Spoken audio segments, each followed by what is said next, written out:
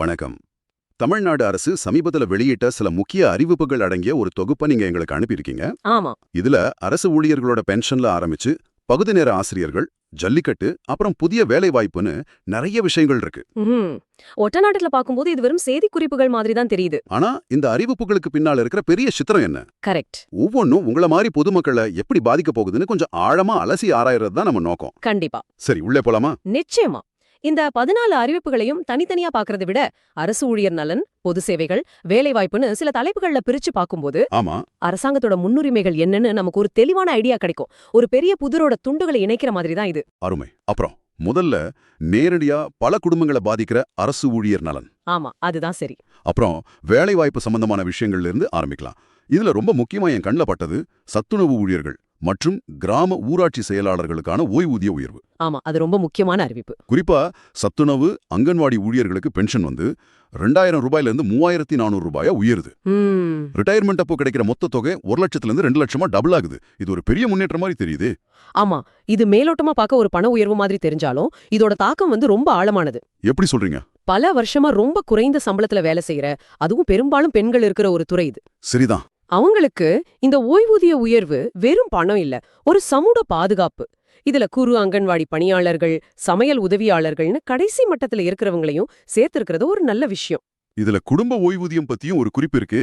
ஆமா, ஓய்வூதியம் வாங்குறவங்க இறந்துட்டா அவங்க குடும்பத்துக்கு ஒரு குறிப்பிட்ட தொகை கிடைக்கும். ஓ, இது அவங்க இல்லாத காலத்துல அந்த குடும்பத்துக்கு ஒரு பெரிய நிதி ஆதாரமா இருக்கும்.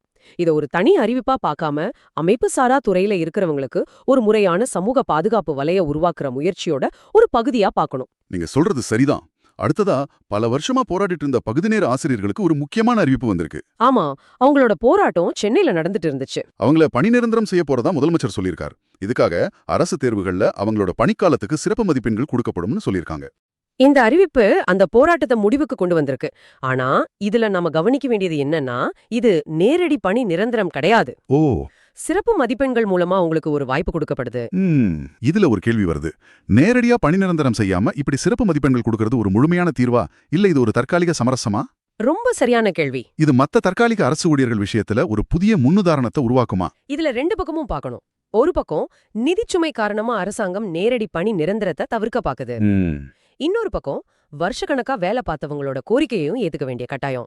இந்த சிறப்பு மதிப்பெண்கள் முறை ஒரு நடுநிலையான வழியா பார்க்கப்படலாம். ஆனா இது உண்மையில எத்தனை பேருக்கு வேலை வாங்கி கொடுக்கும்? அதுதான், இந்த செயல்முறை எவ்வளவு வெளிப்படையா இருக்குங்கிறத பொறுத்துதான் இதோட வெற்றி அமையும். இது ஒரு தற்காலிக சமாதானமா இல்ல நிரந்தர தீர்வுக்கான முதல் படியான காலம்தான் சொல்லணும். புரியுது. இப்போ வேலை வாய்ப்பு பக்கம் வருவோம். ஆசிரியர் தகுதி தேர்வு, அதாவது டெட் தேர்வு. ஆமா, இந்த வருஷம் 2 முறை நடத்தப்படும்னு ஆசிரியர் தேர்வு வாரியம் சொல்லியிருக்கு. ஆமா, முதல் தேர்வுக்கான அறிவிப்பு மார்ச் மாசமும் தேர்வு ஜூலைலயும் நடக்கும். வருஷத்துக்கு 2 முறை தேர்வு நடத்துறதுனால ஆசிரியர் பணிக்கு காத்திருக்கிற பல பேருக்கு வாய்ப்புகள் அதிகமாகும். அது சரி. அதே சமயம் தேர்வுக்கான தயாரிப்பு நேரமும் குறையும். ஆனா வருஷத்துக்கு 2 முறை தேர்வு நடத்தினா தேர்வின் தரம் குறைய வாய்ப்பு இருக்கா? இல்ல அதிக ஆசிரியர்கள் தகுதி பெறுவாங்கன்னு நேர்மறையா பார்க்கலாமா? இது ஒரு நல்ல விவாதம். வாய்ப்புகளை அதிகப்படுத்துறது வரவேற்கத்தக்கது. ஆனா தரம் குறையாம பாத்துக்க வேண்டியது தேர்வு வாரியத்தோட பொறுப்பு. கரெக்ட். ஒருவேளை தேர்ச்சி விகிதம் ரொம்ப அதிகமா இருந்தா அது வேலை வாய்ப்பு சந்தையில போட்டியை இன்னும் அதிகமாக்கலாம்.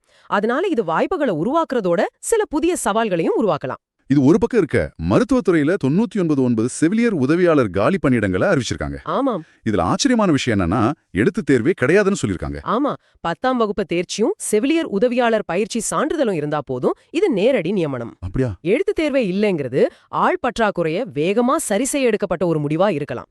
ஆரம்ப சம்பளமும் 17,500 ரூபாயிலிருந்து 58,000 வரைக்கும் இருக்கு. எழுத்து தேர்வே இல்லாம வெறும் தகுதி அடிப்படையில எப்படி சரியான ஆட்களை தேர்ந்தெடுப்பாங்க? இதுல சில குளறுபடிகள் நடக்க வாய்ப்பு இல்லையா? வாய்ப்பு இருக்கு.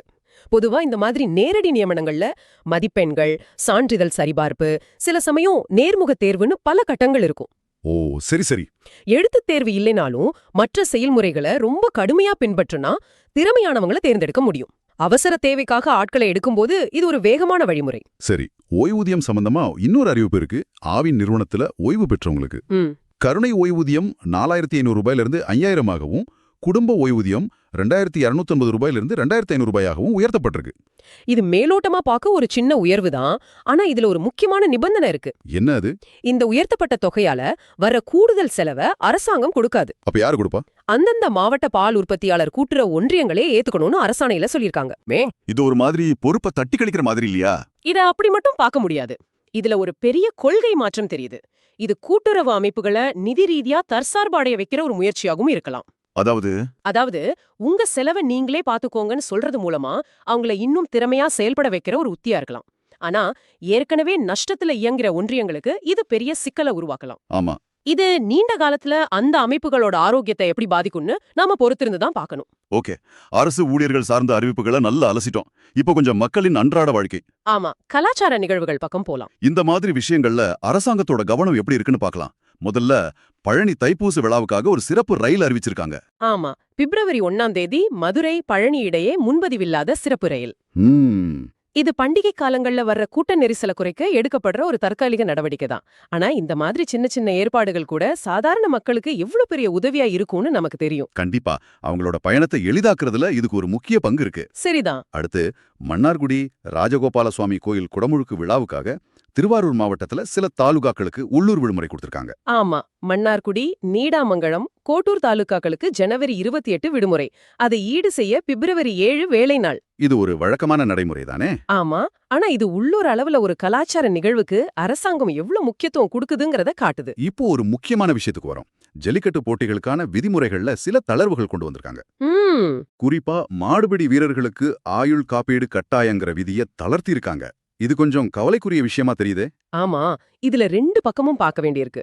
உள்ளூர் அளவுல சின்ன சின்ன கிராமங்கள்ல ஜல்லிக்கட்டு நடத்தும் போது இந்த மாதிரி கடுமையான விதிகள் ஆமா போட்டி நடத்துறவங்களுக்கு பெரிய சுமையா இருக்கு. ஆன்லைன் பதிவு, முத்திரைத்தாள்ல உறுதிமொழின்னு பல நடைமுறை சிக்கல்கள் இருக்கு. அதை எளிதாக்கத்தான் இந்த தளர்வுகள். புரியுது. உள்ளூர் காளைகள், உள்ளூர் வீரர்கள் பங்கேற்க வழி செய்யறது மூலமா இந்த விளையாட்டை இன்னும் பரவலாக்க முடியும். நான் ஒத்துக்கிறேன். ஆனா வீரர்களோட பாதுகாப்புல சமரசம் செஞ்சுக்கலாமா? அதுதான் கேள்வி. ஆயுள் காப்பீடு கட்டாயம் இல்லைன்னு சொல்றது அவங்க உயிருக்கு ஆபத்து வந்தா யார் பொறுப்புங்கிற கேள்வி எழுப்புது இல்லையா? கலாச்சாரத்தை பாதுகாக்கிறதுக்காக பாதுகாப்ப ஒருபடி கீழே வைக்கலாமா? நீங்க கேக்குறது ரொம்ப நியாயமான கேள்வி. இது கலாச்சாரம் வெர்சஸ் பாதுகாப்புங்கிற ஒரு பெரிய விவாதம். அரசாங்கம் இந்த தளர்வுகளை அறிவிக்கும் போது மாற்று பாதுகாப்பு ஏற்பாடுகள் என்னன்னு தெளிவுபடுத்தியிருக்கணும். ஒருவேளை போட்டி நடக்கும் இடத்துல உடனடி மருத்துவ வசதிகள் அதிகப்படுத்துறது, ஆம்புலன்ஸ் வசதிகள் மாதிரி. ஆமா, அவசர ஊர்திகளை தயார் நிலையில வைக்கிறதுன்னு வேற வழிகள்ல பாதுகாப்பை உறுதி செய்ய முயற்சி செய்யலாம். ஆனா ஆயுள் காப்பீடுங்கிறது ஒரு நிதி பாதுகாப்பு. அதை தளர்த்தியது நிச்சயம் விவாதிக்கப்பட வேண்டிய ஒரு விஷயம்தான். சரிதான். அடுத்ததா டாஸ்மாக் கடைகள்ல காலி மது பாட்டில்களை திரும்ப பெறும் திட்டம். இத மாநிலம் முழுக்க அமல்படுத்த போறதா உயர்நீதிமன்றத்துல அரசு சொல்லி இருக்கு. இந்த திட்டம் பரிசர பாதுகாப்புக்கு ரொம்ப முக்கியமானது. ஆனா பல மாசமா இது இழுபறியில தான் இருக்கு. அப்படியா? இப்போ நீதிமன்றம் இனிமேல் அவகாசம் தர முடியாதுன்னு கண்டிப்பா சொன்னதுக்கு அப்புறம் தான் அரசாங்கம் இந்த உறுதியை கொடுத்திருக்கு. இது ஒரு நல்ல திட்டம்னாலும் அதை செயல்படுத்துறதுல இருக்கிற தாமதத்தையும் நாம கவனிக்கணும். ஆமா, நீதிமன்றம் தலையிட்டு வேகப்படுத்த வேண்டிய நிலை வந்திருக்கு. சரி, இந்த பாட்டில் திரும்ப பெறும் திட்டம் மாதிரி சுற்றுச்சூழல் நடவடிக்கைகள் ஒரு பக்கம் இருந்தாலும் ஒரு மாநிலத்தோட பொருளாதார ஆரோக்கியமும் ரொம்ப முக்கியம். அந்த வகையில புதிய தொழில் முனைவோரை உருவாக்குறதுல அரசாங்கம் கவனம் செலுத்துற மாதிரி தெரியுது. ஆமா, தொழில் முனைவோர் மேம்பாடு மற்றும் புத்தாக்க நிறுவனம் சென்னையில 2 பயிற்சிகளை அறிவிச்சிருக்கு. என்னென்ன பயிற்சிகள்? ஒன்னு பேக்கரி பொருட்கள் தயாரிப்பு பயிற்சி, இன்னொன்னு ரொம்ப முக்கியமான பயிற்சி. சொல்லுங்க. ஜிஎஸ்டி, இவே பில்லிங் மற்றும் வருமான வரி தாக்கல் செய்யறது பத்தினது. ஓ, இந்த ஜிஎஸ்டி, இவே பில் மாதிரியான விஷயங்கள் பல சின்ன தொழில் செய்யறவங்களுக்கு இன்னமும் ஒரு பெரிய தலைவலியா இருக்கு. கரெக்ட். இதுக்கு தனியா ஆள் வைக்க வேண்டியிருக்கு. ஆமா, ஜிஎஸ்டி அதாவது சரக்கு மற்றும் சேவை வரி, அப்புறம் இவே பில் ஒரு இடத்துல இருந்து இன்னொரு இடத்துக்கு சரக்கு கொண்டு போகும்போது ஆன்லைன்ல பதிவு செய்யறது. ஆமா, இந்த மாதிரி விஷயங்கள்ல தெளிவு இல்லனா அபராதம் கட்ட வேண்டிய நிலைமை வரும். அதனால இந்த மாதிரி பயிற்சிகள் சுயமா தொழில் தொடங்க நினைக்கிறவங்களுக்கு ரொம்ப உதவியா இருக்கும். இது வெறும் திறன் மேம்பாடு மட்டும் இல்ல, அவங்களோட நிதி நிர்வாகத்தை சரியா வச்சுக்க கத்துக் கொடுக்கிற ஒரு முயற்சி. இது மாநில அளவிலான முயற்சி. இதே மாதிரி தேசிய அளவுல அமைப்பு சாரா தொழிலாளர்களுக்காக அடல் ஓய்வூதிய திட்டம். ஆமா, அது 2030-31 வரைக்கும் நீட்டிக்கிட்டு இருக்கு. இது ரொம்ப ரொம்ப முக்கியமான ஒரு அறிவிப்பு. இன்னைக்கு இருக்கிற கிக் பொருளாதாரம், அதாவது டெலிவரி பாய்ஸ், கேப் டிரைவர்ஸ் மாதிரி வேலை பார்க்குற கோடிக்கணக்கான பேருக்கு பிஎஃப், பென்ஷன் எதுவும் கிடையாது. ஆமா, அவங்க வயசான காலத்துல என்ன செய்வாங்கங்கிறது ஒரு பெரிய கேள்விக்குறி. இந்த அடல் ஓய்வூதிய திட்டம் மாதிரி அரசாங்கமே ஒரு பகுதி பணத்தை கொடுத்து உதவுற திட்டங்கள் அவங்களுக்கு ஒரு பெரிய சமூக பாதுகாப்பை கொடுக்குது. இத நீட்டிச்சிருக்கிறது நீண்டகால பார்வையோட எடுத்த ஒரு நல்ல முடிவு.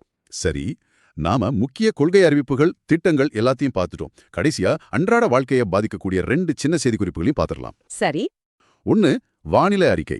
ஆமா, ஜான்வரி 25 நிலவரப்படி தென்மேற்கு வங்கக்கடல்ல இருக்கிற வளிமண்டல அலை காரணமா செங்கல்பட்டு, விழுப்புரம், சேலம் உட்பட பல மாவட்டங்கள்ல கனமழைக்கு வாய்ப்பு இருக்குன்னு சொல்லியிருக்காங்க. சென்னைக்கு இப்படி சென்னை மற்றும் புறநகர் பகுதிகள்ல மிதமான மழை பெய்யலாம். மக்கள் அதுக்கேத்த மாதிரி தயாராகிறது நல்லது.